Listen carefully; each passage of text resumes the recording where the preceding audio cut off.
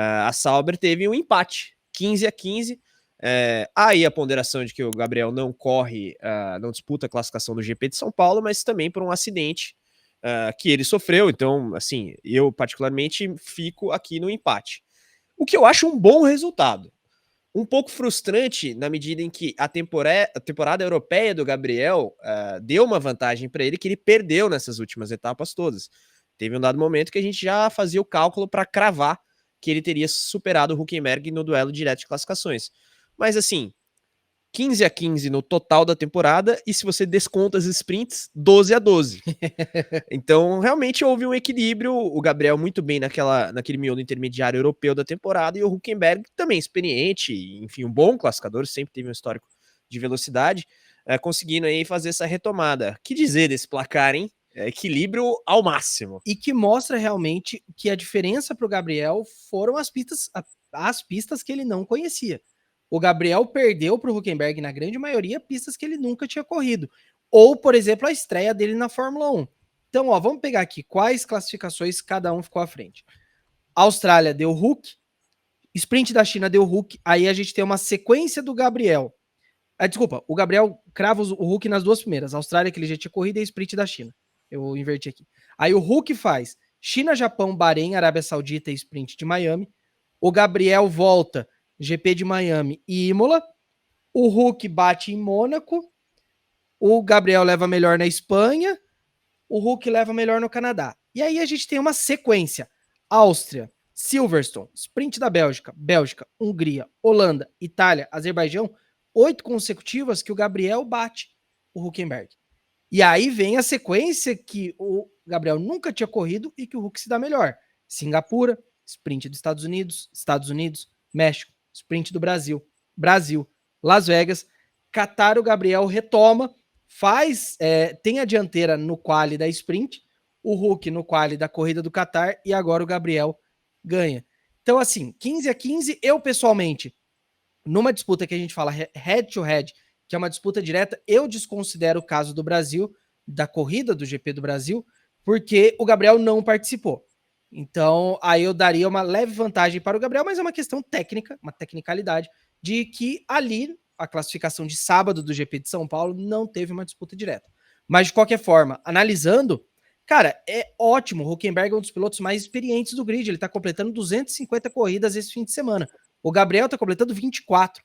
Ele tem 10% das corridas disputadas do Hulk e conseguiu empatar com ele. E é importante destacar, muitas das classificações que o Gabriel ganha, não é que ele ganha por pouco, ficou na frente do Hulk por 3 milésimos. Não. Você tem o GP da Hungria, que o Gabriel foi 7º no grid de largada, o Hulk foi 19º, e no Q1 a diferença foi de meio segundo. No Azerbaijão, a diferença foi de 4 décimos.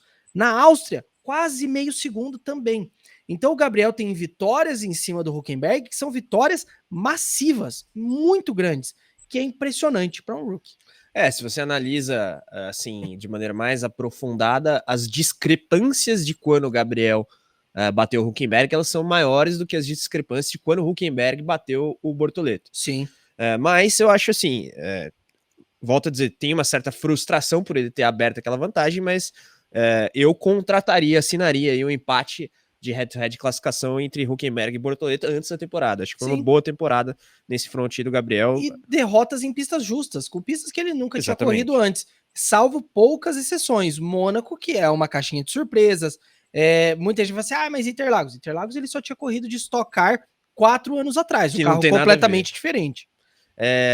Matheus, acho que o Gabriel fez o dever de casa, claro. Se a gente olha a tabela, o Hülkenberg muito à frente, o que é extremamente natural, e também tem ali a distorção do pódio do GP da Grã-Bretanha do piloto alemão, que não tô tirando mérito aqui, mas enfim, é um ponto muito fora da curva que acho que deve ser ponderado, ainda que a gente deva dar sim todos os méritos ao veterano germânico. O que dizer aí desse empate de classificações entre Gabriel e Nico Hülkenberg, Matheus?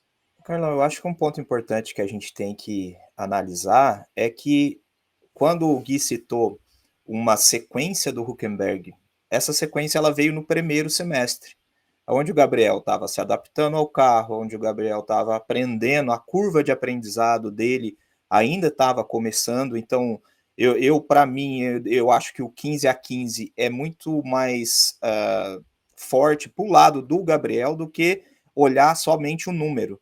Porque a partir do momento que o Gabriel cresce no aprendizado do carro e entende melhor o carro, ele começa a bater o Hülkenberg mais, né? Ele fica à frente do Hülkenberg.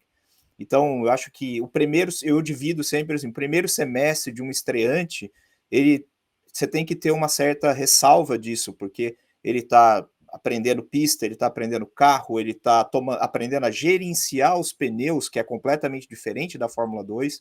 Então, inclusive na classificação, né, você tem que esquentar, você tem que voltar, você tem que voltar para o box. Então, há uma dinâmica diferente no primeiro semestre comparado ao segundo. Então, é natural que o Hulk tivesse batido ele no primeiro semestre, e esse crescimento dele no segundo mostra o quão bom ele é em relação à classificação e o quanto o nível de aprendizado dele, a curva de aprendizado dele, em todas as categorias, sempre foi muito alta.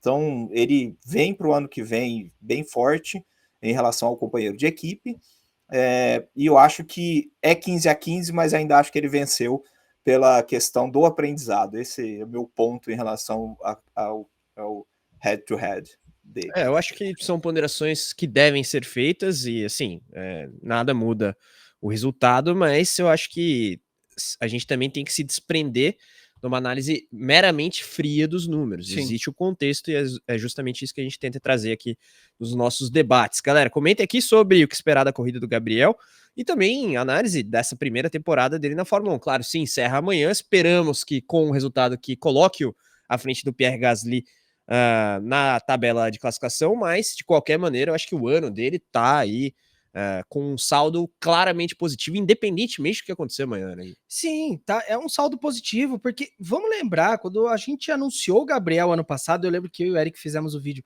do anúncio, eu falava assim, gente, calma, a Sauber desculpa, a Sauber é o pior carro do grid, ele não vai pontuar no primeiro ano. Olha o que a Sauber fez esse ano, gente. A Sauber colocou o Hülkenberg no pódio depois de 239 corridas. Ninguém achava que isso jamais fosse acontecer na vida, que a piada ia persistir, igual ao Mundial do Palmeiras, perdão, palmeirenses, não podia perder a oportunidade. Mas veio. Então a Sauber melhorou muito, é uma equipe que está na crescente, e a gente vê que as duas pessoas que mais importam, o Gabriel agradou. Jonathan Whitley e Mattia Binotto. Os dois só rasgam elogios pro Gabriel. Quem critica o Gabriel? Infelizmente, o torcedor brasileiro que acha que o menino tem que estar vencendo com uma Sauber. Não dá, né? Mas é isso. Pegar um terceiro piloto mais experiente do grid, que ele só perde em número de corridas, pro Alonso e pro Hamilton. Empatar com ele em classificações no primeiro ano é muito, diz muito. Sabe qual foi uma outra equipe que empatou no head-to-head esse ano? A McLaren. Então, isso aí já diz muito. Você tem a dupla que está lutando pelo título, a dupla da Sauber, são as que empataram esse ano. Vamos aos placares, pegando o gancho. Vamos lá. Subindo, vai da Sauber até a McLaren campeã. Então, peraí que eu tava na McLaren pra gente ir de cima pra baixo. Aqui a Williams tá no jeito aqui, ó, 12-7, 17-12, perdoem, 17-12, vejam, pro Sainz, a virada do Sainz é importante, porque o Albon começou o ano como piloto predominante em qualis também, então 17-12 para Carlos Sainz. A gente tem na Racing Bulls alguns placares, né? Tsunoda 2-1 no Hadjar, é muito pouco a amostra, e 21-6 do Hadjar no Lawson. Esses placares incluem as sprints, tá, gente? Lembrando que com as sprints são 30 classificações no ano. Exatamente. A Haas teve aí Behrman colocando 18-12 no Esteban Ocon. Olha, foi até pouco em relação à paulada que o Ocon parece ter levado do Behrman esse ano. Embora a tabela não mostre isso, né? O Ocon conseguiu maximizar alguns pontos aí ao longo da temporada. Vamos aqui seguindo. Gasly contra os seus companheiros. 6-2 no Jack Durham e 17-5 no Franco Colapinto. Então o Gasly bem superior aí aos seus dois companheiros da temporada. Subindo aqui a gente tem a Aston Martin 29-1 para Fernando Alonso. Cara, o 29-1 para o Stroll só bateu o Alonso no quali sprint da China. Na Mercedes, 25-5 para o George Russell, também bem à frente do seu companheiro. A gente tem aí na sequência a Red Bull, que também tem uma vitória do Tsunoda. 26-1 placar pro Verstappen, obviamente, né? O Tsunoda única foi semana passada, qual sprint? Exatamente, tá fresquinha na memória. E claro, se a gente olha Verstappen e Lawson, 3-0, como era de se esperar. Vamos aqui para a próxima equipe, imagino que seja a Ferrari, exatamente. 23-7 para o Leclerc. Paulada, inclusive, as últimas vezes que o Hamilton bate o Leclerc na classificação foram o quali de Singapura e o quali sprint dos Estados Unidos. Desde o GP dos Estados Unidos, o quali do sábado, o Hamilton só perdeu para o Leclerc. São 3, 6, 8 classificações consecutivas. Realmente, temporada, e mais uma vez, termina o ano em baixa o Hamilton, né? Não consegue mais ter um Q1, né? Pois é. Esse é um aspecto também, né? Não é só perder, é perder de muito em derrotas sucessivas, caindo no Q1, muito aquém do Leclerc. Aliás, eu tenho antes da gente chegar na McLaren, que a gente já citou, uma estatística curiosa sobre a eliminação do Hamilton, que é o seguinte: é a primeira vez na Ferrari que um piloto é eliminado 3 vezes consecutivamente no Q1 desde Fisichella em 2009. O Hamilton, desde 2009, também não tinha uma sequência de eliminações no Q1 como essa, só que em 2009 a McLaren de fato começa o ano com um carro ruim. A McLaren melhora o carro ao longo do ano, o Hamilton consegue uma vitória ali no meio do caminho, mas a McLaren começa mal aquela temporada de 2009. E uma curiosidade, o ano passado, na despedida do Hamilton da Mercedes em Abu Dhabi, ele também foi eliminado no Q1 e terminou na 16ª posição no quali, para subir e terminar em quarto na corrida. Não acho que isso vai ser possível na corrida de amanhã. Tem aqui uma pergunta direta sobre um placar que a gente já trouxe, não sei se o Zé Couto perdeu, mas eu reitero aqui, Alonso e Stroll 29-1 para Fernando Alonso. Então, eu acho que é a maior lavada da temporada, porque a do Verstappen tem menos corrida. Porque o Verstappen trocou de companheiro de equipe no meio do caminho. Exatamente. E se você soma os placares, fica igual. Dá 29-1 também. Exatamente. Mas, enfim, são números aí que dão conta do quão ruim foi esse primeiro ano do Hamilton, né, Matheus? Queria um pouco da sua análise sobre o heptacampeão mundial. E aqui fica também... Tem gente que gosta, não gosta do Hamilton, torce a favor, torce contra, mas, pô, o cara é um heptacampeão mundial, vai para a Ferrari, a notícia por si só, você pode ser o maior hater do Hamilton e da Ferrari, mas é uma notícia de, assim, impacto global gigante, inclusive verificada nas bolsas de valor mundo afora aí com a valorização das ações da Ferrari, e a gente também fica na expectativa do que tá por vir no próximo ano, mas não dá para ter uma confiança nem nele, Hamilton, e nem na Ferrari também, né? É importante colocar aqui a culpa na equipe. A Ferrari teve um ano decepcionante, o Leclerc não vence nenhuma vez, embora tenha aí vários pódios, mas fica aquele sentimento de decepção ampla quando a gente olha para Hamilton e Ferrari nesse ano, o Matheus. Carlão, acho que é um conjunto de situações muito negativas. A Ferrari, ela praticamente abandonou o campeonato de 2025 em abril. Então, assim, é um gap gigantesco. Várias outras equipes trouxeram algumas atualizações. Se eu não me engano, a Ferrari é uma das que menos levou a atualização ao longo de 2025. É uma coisa que o Hamilton falou no começo da temporada e que eu acabei eu prestei muita atenção ao longo da temporada. A Ferrari tem um jeito de redução de velocidade pelo freio, é um freio motor diferente que a Mercedes não tinha. E o Hamilton vinha de 12 anos com, abre aspas, uma facilidade de frenagem diferente do estilo de pilotagem da Ferrari, né? E o Hamilton também nunca se deu muito bem com o efeito solo. Vale lembrar que de lá para cá ele não ganhou nenhum título. Então, assim, ele estava rezando literalmente, como disse o Eric outro dia, para que esse efeito solo acabasse o mais rápido possível. Ele não teve sucesso nesse estilo nessa aerodinâmica da Fórmula 1.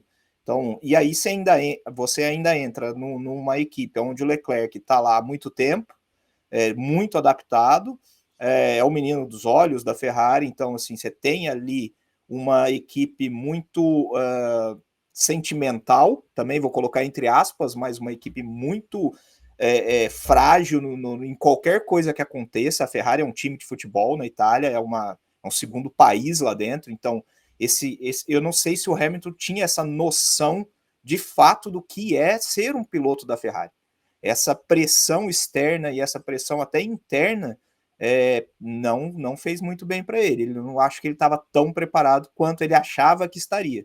Então, atrapalhou o mental, atrapalhou a forma de pilotagem, a forma do efeito solo não era o ideal, e a Ferrari para de desenvolver o carro em abril.